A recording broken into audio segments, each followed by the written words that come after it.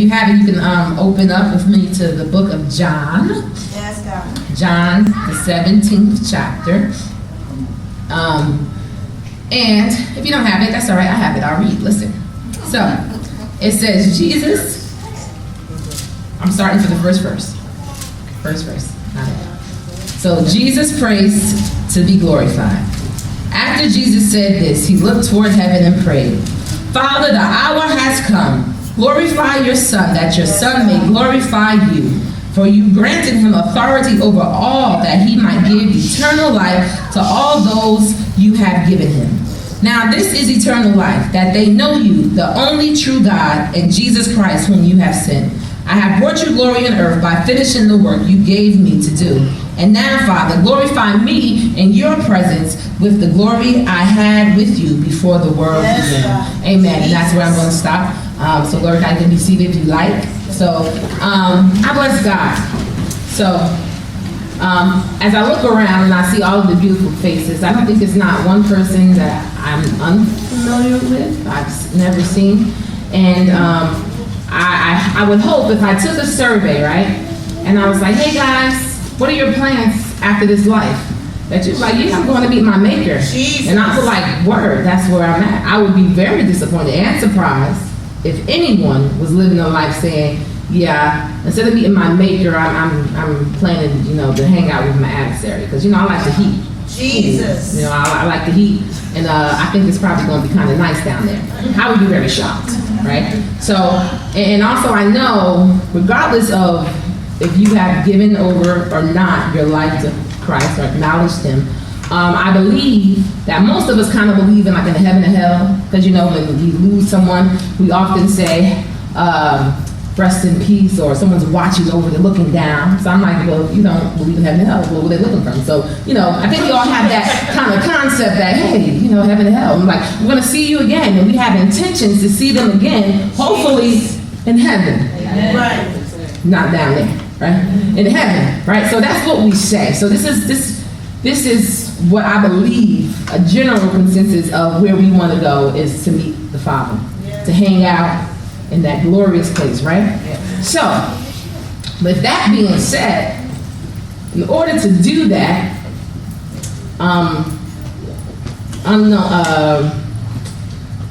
what I've experienced as popular belief that you just go there regardless, you're generally good. There's some things that you have to do. So I read John 17, the 1st through the 5th verse. But what I want to take as my focus and my guide scripture is John 17 and 3. And it reads, and this is life eternal, that they might know thee, the only true God, and Jesus Christ, whom thou hast sent. Right? And that was the King James Version. So, I like the Amplified Version because it really breaks it down for you, just in case definitions and stuff, you really have understanding. So the Amplified Version reads, and this is eternal life. In brackets, it means to know, which means to perceive, to recognize, become acquainted with, and understand you, the only true and real God. Yes, God. And likewise, also know him, Jesus, as the Christ, the anointed one, the Messiah, whom you have sent. So in case we didn't catch it right away, our eternal starts with knowing God and Jesus, whom he has sent, right? So, for title's sake, and the question I would like to pose is, are you eternal ready? Jesus! Are you eternal ready? Wow. Are you ready to know? Right? So as my sister so beautifully stated, she mentioned our mother. And when my mother passed, God gave me this song, right? So it says, always remember you deserve the best. Never settle for anything less. For you were blessed. That's what my mama said. But out of everything she told me, She said, Kini, baby, trust and believe. Jesus. If I could give you just one thing, Jesus. it would be a relationship with Christ. Jesus. That's why I thank God for giving me she who introduced me to He who is my everything. Jesus. Hallelujah. Oh, I thank God for giving me she who introduced me to He who is my everything. Hallelujah. So now, right, as parents, I'm a parent, hey, my 3 amigos is what I call them.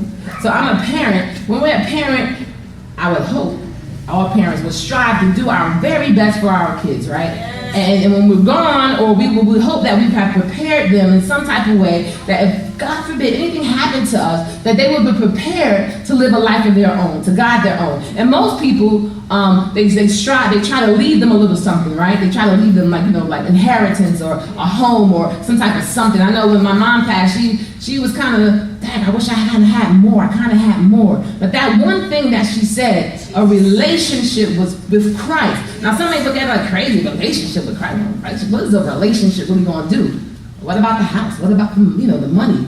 But she knew, Come on. through her own experience, that a relationship with Christ was the only thing that we really needed. Yeah. So we like to acknowledge and understand sometimes, not all the time, but we overlook that everything that we have truly comes from God. And I know most of us, I know that, but we don't act like that all the time, right? Yes. That's because we rely on our jobs, we rely on relationships, comfort from other people, and we don't really rely on God. So, it's like things you know, but we really don't apply. So it's just like, okay, cool, relationship with Christ.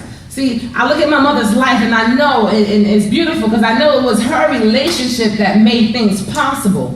Because, real talk, when she passed, I was staying in her house and I remember discussing with my mom, Mom, how much you make? And she told me, I was like, cool. But when she left and I had to take care of the bills, Jesus. I was like, well, Jesus, take the will. And that's exactly what she did because she trusted him to be the guy, right? And I'm experiencing that now. It was the relationship that she had that at so I went to like a 4-year college. We had like an associate's degree. I had one graduation, and then I had another graduation, 4 years. I think it was the 4-year one.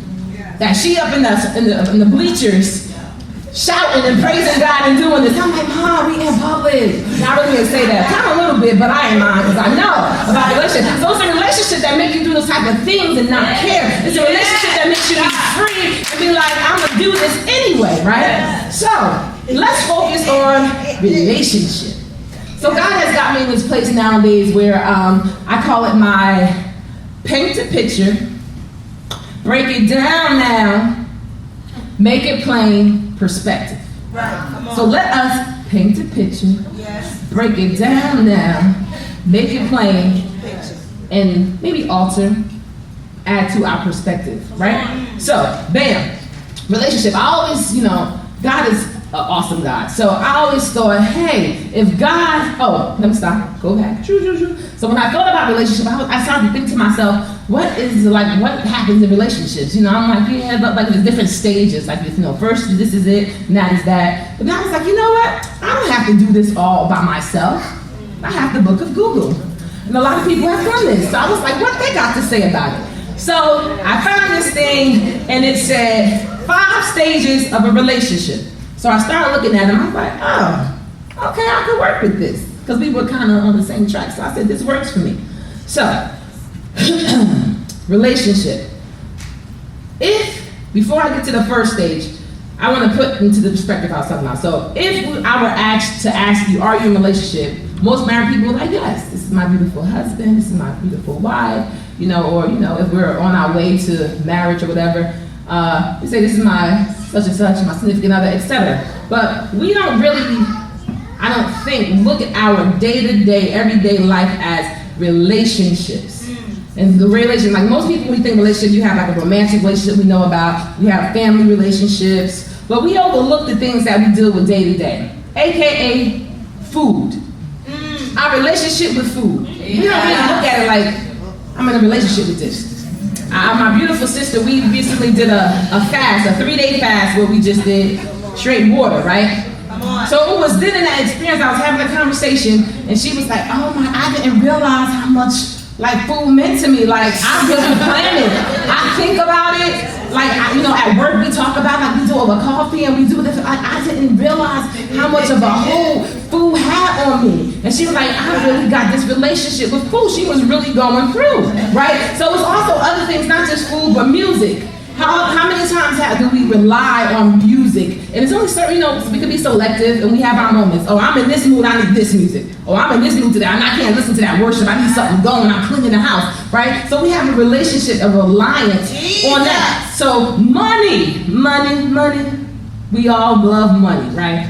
Money what makes the world go round. Money pays the bills and the car note and give us that yummy food that we like. So we have this relationship and we rely on it, we depend on it. So work, we depend on it. If our check don't come, it's a problem. Because we got a relationship, I put my time in and I put everything in, so give me what I deserve. So I'm saying all this to just express that we are very familiar with relationship. So, and in relationship, it's like, more so, it depends on who you are and what your thing is. We're quick to gravitate to it, to commit to it, to be loyal, to be diehard because of our love for it or the benefits that we get from it. How many people gotta have a cup of coffee in the morning? Jesus. Gotta have it, right? If you ain't got it, you going through like. How many people got like one coffee I drink? Oh, no, I don't do Starbucks, Dunkin' Donuts.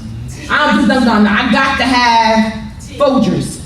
Well, tea is your vice. Tea, she said tea. See, that's that relationship. Oh, yeah, don't talk about my tea. Is there certain bread you like? See, twining, you ain't getting it. So we have relationship, we commit to it. So, you look up relationship. The relationship is defined as the way in which two or more concepts, objects, or people are connected, or the state of being connected, right? And then it says also, it's the state of being connected by blood or by marriage. And then another definition says it's the way in which two or more people or groups regard and behave toward each other. So keeping in mind that the question is, are we eternal ready? In order to be eternal ready, it says that we gotta know them. So what better way to know something than to be in a relationship? Yes. So the first stage that they have in a relationship is called attraction, right? So I thought most times if God was like, say God was to come today, and he had to deal with us today, where will we go or how will we be attracted to God? So what better place than social media, right? So when we want to check something out or we're interested in something, we go to IG or Facebook or we go and look for it. So it's like, I think, what if Jesus had a Facebook page? Wow. Right? Or, I'm sorry, they be like Facebook? Oh, so what if he had an IG page, right? And you go on his page and you see it. So you go and stroll about this thing, Jesus, like, who is this Jesus they talking about? So you see something, you may see a post of what they call a memes or something that says, God is not a human that he should lie, not a human being that he should change his mind. Does he speak and not act? Does he promise and not fulfill? And then we're in the season or the era of hashtag. So then I say it would be like hashtag facts, hashtags Numbers 23 and 19, because that'll show you where it goes. So that could be attracting to us. We're like, hold up, what are you talking about? He a man, he ain't gonna lie. What is that all about? Because a lot of people, we're sick and tired of being lied to, right? So that's kind of attractive. Like, what is this thing about? So that may just spark your interest. You be like, facts, let me find out about it.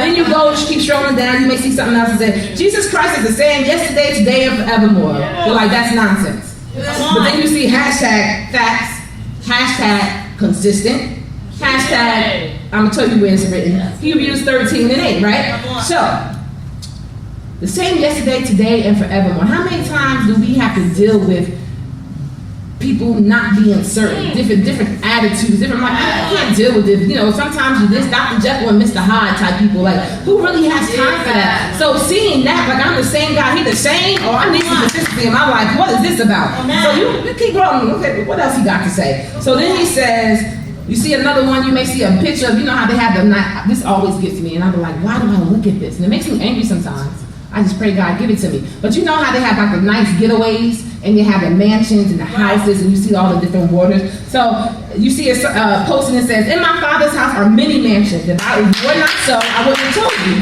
So I've gone to prepare a place for you." Hashtag John 14:2, right? So this is attractive because you were like, many mansions. What mansions? I can get mansions. Oh, he got money. I like it. Right? Because we associate houses, big houses, and pools with money. Like, oh yes, I like him. He got money. Get it, Jesus. So then, not only are we attracted to those type of things, but we're attracted to the abilities of that one may have. So, you know, this is the age of video. Hey, video, hot. Picture of video. Hey, right? So you see a video, and I just imagine, right? Jesus at a party, right? And he had this wedding. You know how they had the wedding? They doing like a little wedding dance. And then they're like, yo, Jesus, what's going on? Jesus was like, yo, they just ran out of wine. Like, what? And then you see this thing like, Jesus, hold up, I'm here, take that. Go take that. To the what is it? The head of the house. Go take that. Let him taste that. You be like, yo, this dude just said everybody going crazy. He got mad lights. You're like, yo, this dude can turn water into wine. Yes. And you be like, oh, I like that. What's more about it?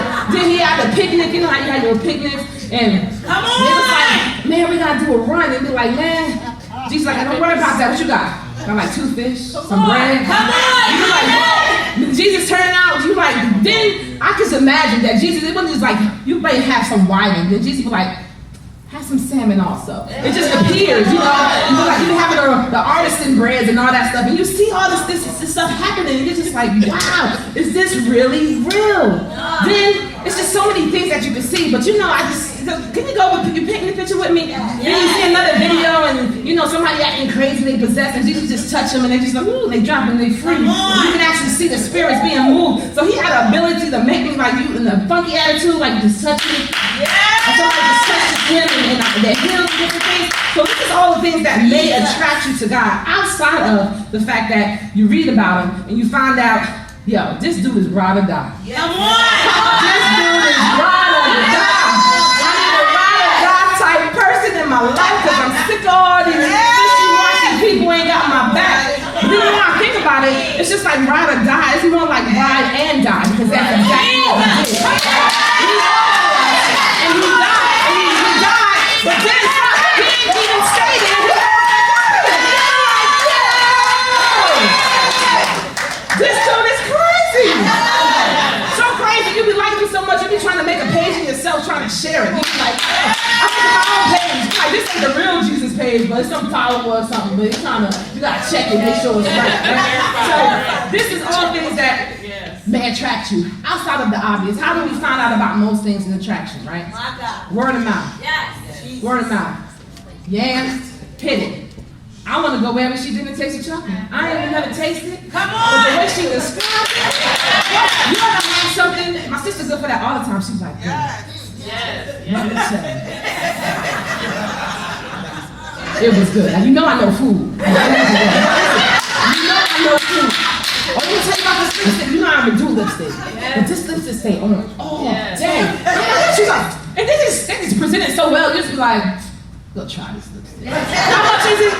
That's good. I'm good. So you have like word of mouth, which is essentially spreading the gospel, the good news, what we're dealing with. I spoke earlier about music. Now, music is so much controversy out in the world today about music. I ain't talking about this Christian, well, maybe. Depends on who's singing it. But anyway, music, right? And you hear these songs, right? And you were like, they blame these songs on, this is what, and I'm not saying they're wrong, but this is what is driving our youth to go out and shoot and think it's all about money and gotta do these different things that, of course, are not of God, but it's the music that influences you. Right. So you may be attracted to a song you heard, right? So one of my favorite songs is Craving. And I'm like, why is he singing about this song? You are my craving. Like, why are you craving him? You are my only desire. Jesus. It's like, less of me and more of you. Yeah, Jesus. It's like, what is this about? So that sparks my interest. I'm attracted to what he's saying in the song. Then you got the other songs that, Jesus is the best thing that ever happened to me. Yeah. You be like, the best thing? Yes, Jesus is the best thing You be like, well, when is this Jesus? And then they be like, not only was he the best thing, but I'm falling in love with Jesus. You know, when anything good when you fall in love, people want to spark interest. They may not admit it, but you talk about falling in love with Jesus. They're like, what's so special about him? Falling in love with Jesus. Once again, it's the best thing I've ever done. Why was so special? You ever see somebody where with a friend and you see their man, you meet their man, and what you ask, or their woman? Like, they got a brother? They got a sister. What about a cousin? What they got? Because you hear so much about it, you're just like, yo! Hey now. But like, how old are you? I'll wait. I'll wait for you. It's only 10 years. We can do this. We can do this. Right? Then you hear the song, can't nobody do me like Jesus. Now look, roll with me now. Can't nobody do me like the Lord. Oftentimes we share the wrong things. Yes. But sharing that part, can't nobody, not how he or she did what they did, but Jesus. Yes. Talk about Jesus. Right? Yes. So you get the point. Songs, attraction. I love God. Yes. You don't love God? What's wrong with you? You hear that song enough, people are like, well, is something wrong with me? Yes. Everything's wrong with me. I love him, I love him, I love him, I love him, I love him. You can start singing it like, I don't know if I love him, but I like it. I love God. What's wrong with you? I love him, I love him, I love him, I love him. So, attraction. You start seeing some benefits, some things that may work on your behalf. You're like, yes, it's going to work for me. I like it. So, pick. Don't look at me like that. But, it sparks your interest, the attraction. And then you read something like this, and you say, the last meme you see before you go to bed, because you know you be up late, once you start strolling, you be like, okay, I'm going to do the last one. And this one says, taste and see that the Lord is good. Wow. Blessed is the one who takes refuge in him. Hashtag Psalms 34:8. Hashtag swag. So look, I say swag because, like, who says that? Like, taste and see. It made me think my husband was maybe still is, a big Jay-Z fan. Help me out, babe. And then the song, I think it says, like, can't deny me. Why would you want to? You need me.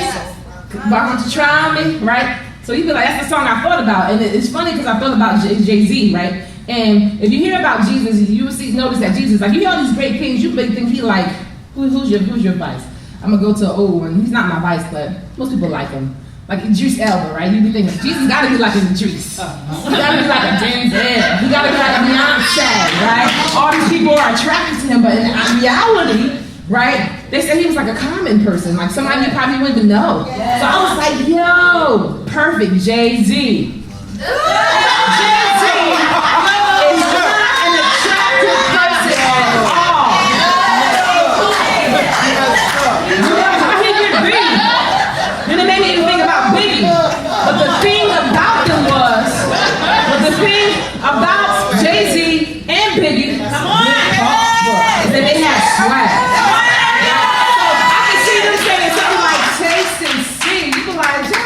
She was crazy. Nobody trying to.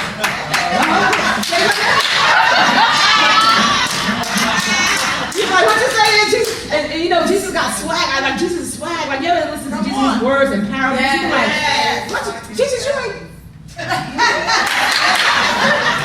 What you say now? Say that one more again. Right? So you be like, I don't see pictures of this dude. Ain't really nothing special about him on the outside, but this dude got swag. He's saying some stuff. So you're attracted and you're interested. So then you move to the next stage. You be like, you know what? I'm going to decide to do what he said. It better be good, so I'm going to taste. So you decide to taste. So you enter into what y'all think the next stage is. Y'all listening?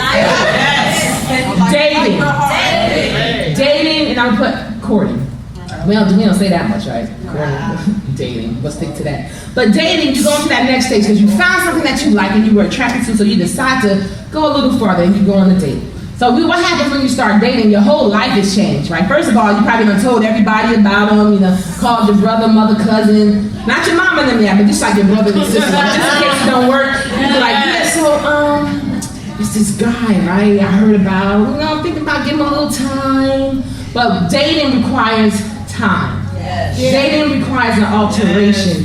Dating requires change. Because your life is no longer what you're used to, but you have to add something to it, right? So by adding something to it, there's certain things that you got to do, like spend some time with them. So you begin to spend time with them, and in the time that you spend, you get to know them a little better, and you have some conversations. So you, and then, you know, it requires your attention. You can't, you know, how dare you meet somebody like on the first date and you're just on your phone all the time. Like you're on your phone, or you got other phone calls, or you're talking about other things that ain't got nothing to do with the person that you're about, right? So you have to make time and make room for these things. And also in the dating, you have to have a willingness to be open. You have to have a willingness to be open, because it's something new that you may potentially invite in to be a forever or maybe not. So you got to fill it out. So time. One way that we can have conversations with God is through our prayer. And we can share more and more about it. So it says, God says to us for prayer, he said, ask and it shall be given, seek and ye shall find. It says, come to me all who are heavy laden and burdened. We come to him and we tell him all about what's happening. And he's filling us out and we're filling him. A lot of times what we miss out in prayer though is that we don't give him enough time to talk back. We don't give him enough time to talk back and really acknowledge what we're saying to him and what we're doing. So Jeremiah 33:3 says, call to me and I will answer you and tell you the great and unsearchable things you do not know. So this happens when you spend time, when you're having a relationship. Because if you don't spend time, if you don't allow time with him, you ain't gonna know what he said or what he got to say to you. So you need to spend time with him, right? Jeremiah 29:12 says, then you will call on me and come and pray to me and I will listen. So that's one thing that a lot of us, well, from what I know, we want somebody just to listen to us. We need an outlet. We need a safe place, and God is offering just that. So you're in a relationship with him, you're hearing what he's saying, you know, you're figuring him out, and you're like, I kind of like this. This is kind of cool. So on the dating process, you're also looking for something, you're already attracted to him, but I need to know more. So like, what do we have in common? Do we have anything in common? So the clearest thing to me was, and y'all gotta catch this, it says, so God created man in his image. In the image of God, he created him. Male and female, he created them. And that's straight out of the book of Genesis. So the common thing is that, hey, if nothing else, we were made in his likeness. So how can we not have things in common? It's then when we begin to realize that, hey, all of these great things that I was attracted to that he's telling me, it's also a part of me because I was made in his likeness. So what better thing could happen? During dating, you also find out I believe it was Pastor. She spoke about, not only do you find out about the common things and what they're all about, but you learn what are they about. What are your standards? Come on. You be like, oh, okay. That's when the standards is like when you get a little deeper, like, look. Because first you fill them out, you go through the filling out stage, and you learn the standards. So God says in Matthew 26:4, no one can serve two masters. For either he will hate the one and love the other, or he will be devoted to the one and despise the other. You cannot serve God and money. That's right. And you may think to yourself, what's that about? Two masters, what do you mean? So then you learn some other things. In 1 John 2:16, it says, for all that is in the world, the desires, of the flesh and desires of the eyes and pride of life is not from the Father, but it is from the world. What is all this world stuff you talking about, God? Like, I'm in the world. Come on. I gotta operate in this world. What are you talking about? Two masters and of the world. What is all this world stuff about? Like, just listen to me. You ask, and I'm telling you what I'm about. So Luke 12:48 says, but the one who did not know and did what deserves a beating will receive a light beating. Everyone to whom much was given, of him much be required. And from him to whom they entrusted, much they will demand the more. Amen. So you're like, so in this relationship, you telling me that like everything that I've been running from, like everything that I know I should do, now you're saying that this is, in order to be down with you, I gotta like really at least try to do these things. Jesus. So you learn like, God, we was doing good, man. You know, I was liking you. I saw, you know, you had the mansions for me, you know what I'm saying? You told me to taste, I'm tasting, it's good so far. But now these things, standard. So you just begin to try to fill it out. Then, So all my people who have a problem, let me read this. It says in, where am I? Go back. In Hebrews 12:14, it says, strive for peace with everything, and for the holiness without which no one will see the Lord. Yes. So you've been so far living a life doing pretty much what you want to do. Behaving how you want to behave, acting how you want to act, responding how you want to respond. But now you're in this relationship with this guy you really feeling, you're really trying, you're like, yo, I'm trying to make these things work. But some of these standards, guys, like I feel like I was deceived. You started off all good, all loving, all knowing. Now you're dropping the bomb on me. He dropped the bomb. Right? So you're like, wow, what is this about, God? So you begin to think, and you question like, I like this, I want this, I could do this, you know. Come on. But you begin to question, and that's when the next stage come in. A little bit of disappointment. Jesus. Why is the disappointment coming in? You're like, well, I'm disappointed because, I feel like you led me on. Right. You led me on. Jesus. I read, you're going to post all the good stuff, how you going to, if I run out of food at the party, you're going to hook it up, you're going to change the water into wine, you're going to do all this. But now I'm talking about these standards, like I got to be peaceful.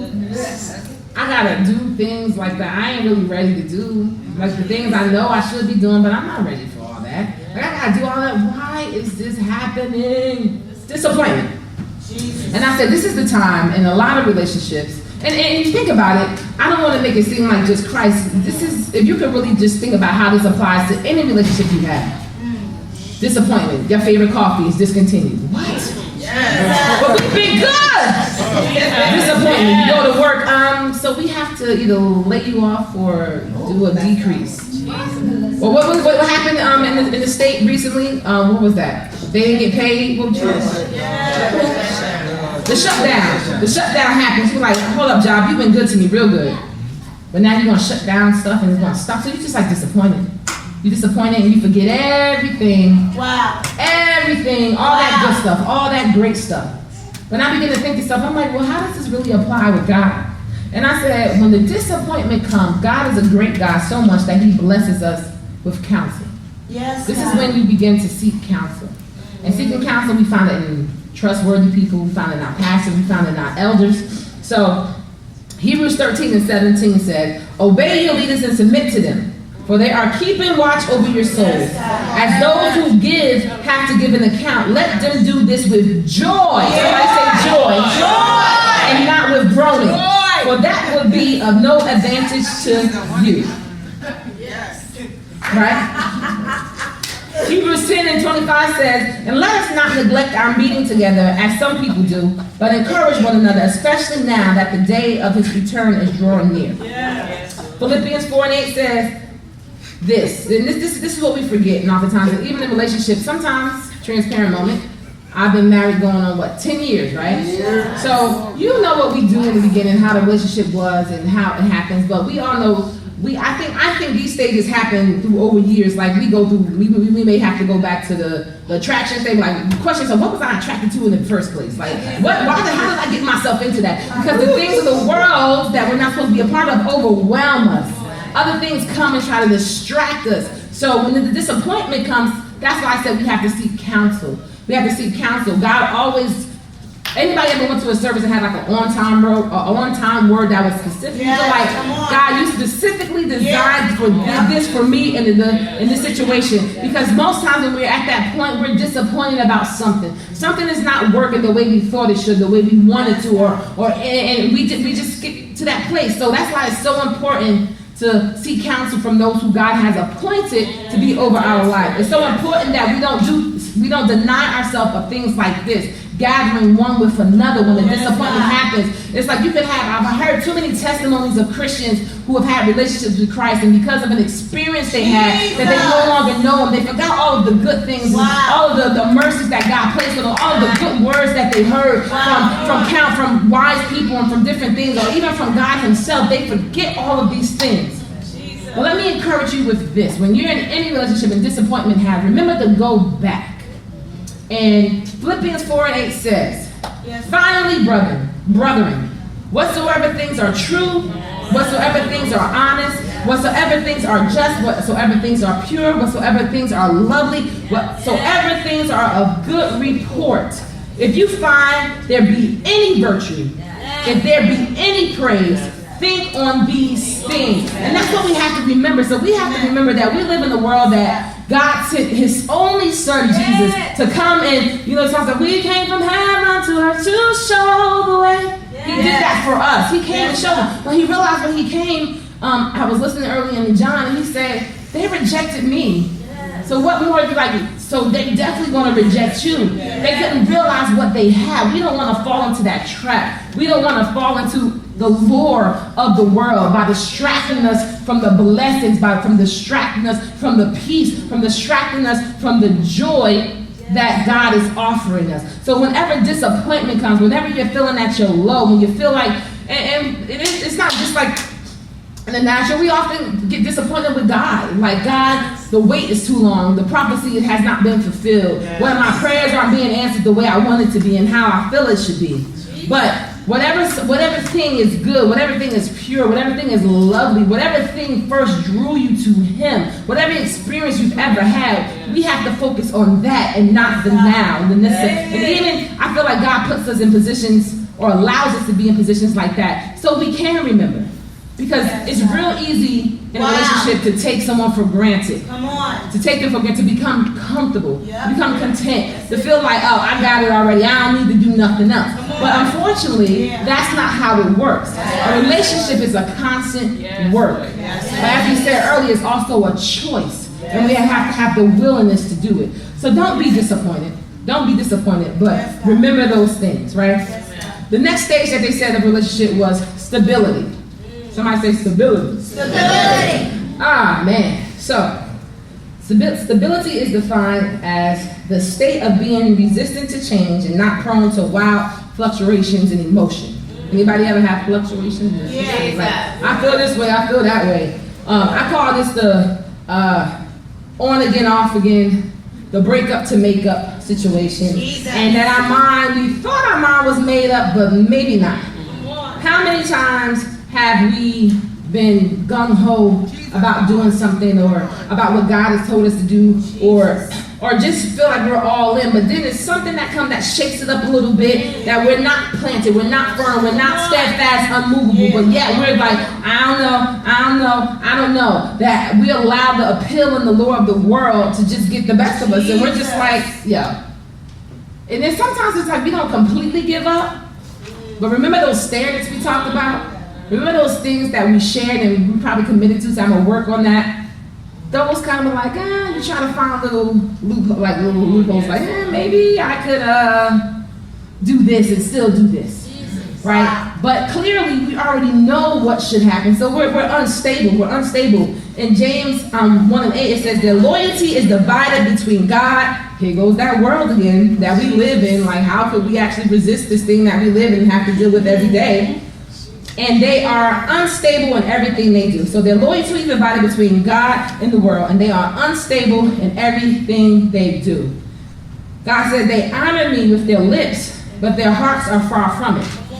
It says, and this is his response, he's like, because you are lukewarm, either hot or cold, I'm about to spit you out my mouth. So that good thing that you've been working on, that relationship that you've been trying to build, this unstable mind, this unstable behavior will make God be at a point where he's about to spit you out. Jesus. He's about to spit you out. Jesus. Let's say something. Thank God for grace. Thank God for mercy. I call and it's once again, I call this little stage of stability is when we go through our cycles. We go through our cycles. When we said, we promised, we swore up and down, we've been to the altar, we've laid it down, but yet we find ourselves in the same situation. And cycles, and I can't even say the devil is the cause all the time, but we have to look at ourselves and evaluate ourselves and say, why am I going through these cycles? What am I allowing to enter in to keep me distracted? Why am I going around this same mountain time and time again, doing the same thing? Why do I know what to do, God, but I'm just not doing it? How many times do I have to go through this experience of hurt, of being let down, of not being honored with what was promised to me? Why do I continue to do these things? And this is what we call unstable and going through cycles. So God requires us to be stable and not go through a whole bunch of cycles. So, with that being said, once we've gone through all these different stages, speak, baby, that's Victoria. Hey, once we go through all these stages, we've gone through the attraction stage, we found out about it. It was enough to spark our interest. Once we went through the dating stage and we're doing this, and then we've gone through, the stage of question, of disappointment, and overcoming the disappointment. We've gone through the stage of being unstable and doing all these things, and we've conquered those things, and we've got it. Now it's the question of what's next. What's next? So, the next is commitment. Commitment. You've had some experiences. You've tasted and you've seen that it's good, and it's something that you really want to go through. And see, commitment doesn't always come easy, but it doesn't mean that it can't come easy. So oftentimes we've been in relationships and doing things that may take a long time to get us to a place of commitment. And hopefully with our God in relationship, once we taste and we see how good He is, that commitment won't be long. So I feel that a lot of us have been in different stages, right? Different stages in our relationship and our willingness. Now, what happens most times in church, we say, come and give your life to God, and it's an immediate response. But some of us may just have to go through that interest stage. We may have to try to look it up and try to develop, we have to be attracted somehow. We have to develop an interest, a want, a willingness to do it. But the commitment stage this is when the proposal happens. This is when the vows are made and the let go is released and liberty takes over and the eternity start. So I know it's been a little while since I said it, but the question is like, are you eternal ready? Are you eternal ready? And it says your eternal begins now. It begins here. It begins with your willingness to have a relationship with Christ. It begins with your willingness to want to know and receive who God is and what God has given us. So, how does it sound? It sounds something like this. Lord,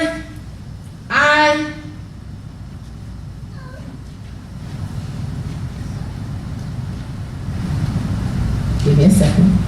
It starts with, Lord, I will love the Lord with all my heart and with all my soul and with all my strength. Yeah.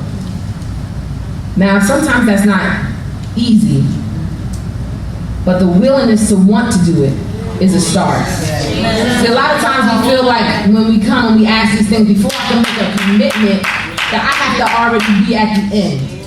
But sometimes it's just a start. You think about it, if we have a God who says all He's requiring us is that we have faith the size of a mustard seed, why would He make it difficult in any other area? Why would He expect us to make that grand leap to go in already? See, I think we put too much on the requirements of God and we miss out. I've been known to overthink things, to come to an end before I even experience it. And I think that's how a lot of us approach our relationship with God. We go from where we feel that what we expect Him to expect of us versus what He actually expects from us, right? So in life and anything, it's like He's not expecting you to be at the end and have it already when you say the yes, or you have that willingness to commit. It's just a taste. Just try. He ain't say eat the whole meal. He said just have a snack. Come on. Have a taste. Right? But we be ready to have the full course meal thinking that's required. He's like, nah, but we can start the appetizer. We got some. We kind of got time if He gives us time, right? So the vow and the commitment kind of sounds like, Lord, I will obey You and follow Your commands and decrees that You have given me today. Not be like, okay, let me think about it. But what You've given me today. What You have given me today. Yes, God. It may sound like, Lord, I will commit to You and whatever You do, and I will accept. Wait, hold up. So it reads, commit to the Lord whatever you do, and He will establish your plan. So it's like, Lord, I will commit to you, and I will allow you to establish my plans. I will no longer try to handle it on my own. See, a lot of times in relationships, like I'm going to go with romantic, we have an expectation from it, right? And when we commit, we want certain things, right? And the more and more we feel comfortable, the more and more we know. My husband spoke about being a safe place. Like it's a safe place for him. He could be himself around me, and that's what God is really offering us. Jesus. He made us, and like He knows us. He made us in His likeness. He's the one who created us, who designed us, who wired us. So why are we gonna try to come to Him trying to be something different? He already knows it all. Yeah. So it's just like I'm gonna put in perspective. Like wow. Don't make it harder than it should be. Jesus. Don't make it harder than it should be, and especially if we trying to get that eternal. Yeah. This is the requirement. Thank you, God. Forget what you heard about. You just got to be good. There is a requirement. No one can enter in except through the Son, which is Christ. Which is Christ. And that requires a relationship, an understanding. And as it's been spoken already, it's a relationship will make you do things that you thought you could never do. Come on! That's when the peace beyond your own understanding comes into play. You ever had a situation when you were like, that's when the, Candace, what you saying this morning? That's when the miraculous happens. Things that you thought could not happen. That's when the miracle signs and wonders. That's when people see the change in you. It's because of that submission and that freedom that you have given God to have His way. Yes, God. Have His way, right? Yeah. So, the commitment. He wants us how we are. Yes, God. It's not a competition. No. He's not comparing us to others. Yeah. People like, Yakini, I think I want you to preach, but Pastor, she kind of good. Wow. So she be rocking it. You see the response, right? You see that? Come on. So I'm gonna need you to step your game up. That's not what He's doing. Come on. That's not what He's doing at all. If any relationship, how dare you? Like Jesus. Like my husband told me before, you can have insecurities, but like I chose you. I chose you. God said, I'm choosing you. I'm calling you. I want you just the way you are. It's so crazy because me and my husband, I think we were engaged. I had to really show him, like, babe, this is what I don't like about me. This is what makes me really uncomfortable. And I had to show him some things and tell him some things. I'm like, this is what it is. He was like, cool. I want you. And that's what God is saying. Jesus! A lot of us try to get ourselves together before we come. Come on. God's not trying. He's gonna take you in your ugly, your attitudes, your stinking, your funk. He wants you just the way you are. How often in relationship do you find that? If you ain't got no money, unless somebody treats you, you ain't getting no coffee. If your skills, you wake up and your skills are gone, and you can no longer do the job ain't gonna want you. So you're judged by your abilities and by your abilities and what you have. But God said, I created you and I want you just the way you are. I feel like God is saying, stop trying to play me out. Stop trying to play me out. Like, yo, I'm here. This morning, it's like, I was glad just to go knock. Like, I'm knocking. I think if anybody's knocking long enough, you just open up. What do you want?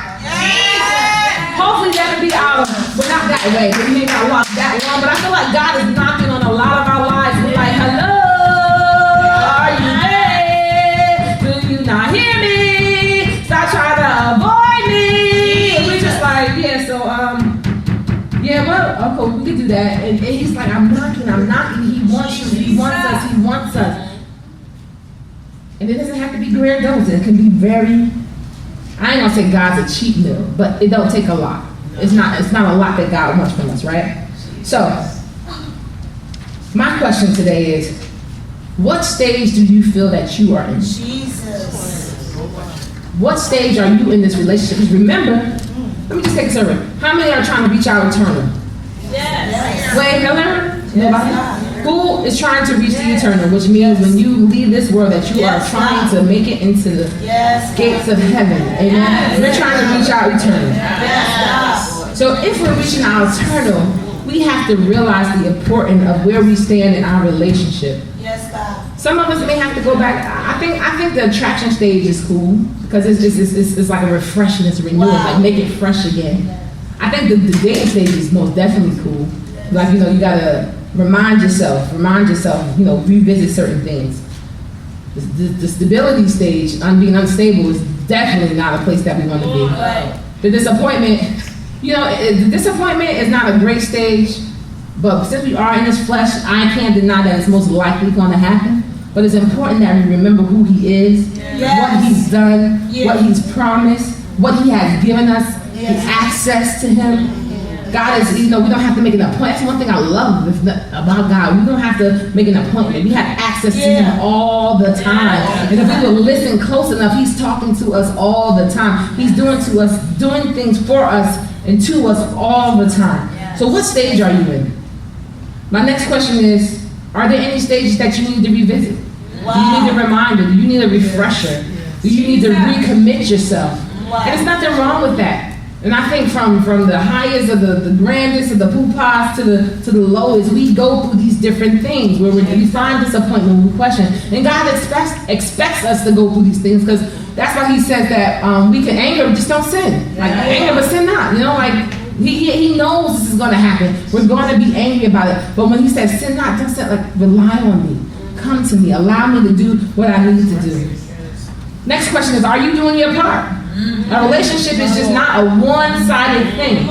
You have to do your part. As much as God can offer for us, as much as God can promise us, what is your part? And I started off by saying and making reference to our relationships, our worldly relationships, because it's doable. We do it all the time with ease. We pride ourselves in our swag and how we approach things and how we handle things. But for whatever reason, when it comes to God, there's always some type of opposition. It's always like, we make it more difficult than it is.